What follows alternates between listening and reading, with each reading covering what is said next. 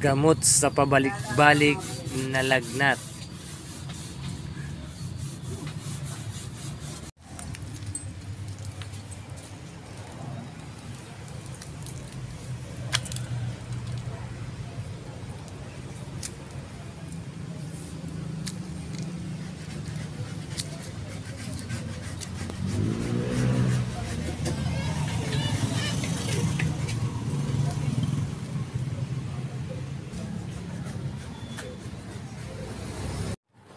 Ganito pala guys yung itsura ng tawa-tawa.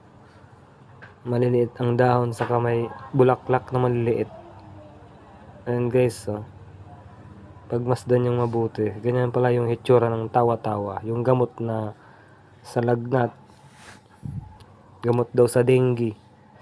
Yan po yung itsura ng tawa-tawa herbal. Kulay green na may mga bulaklak na maliliit.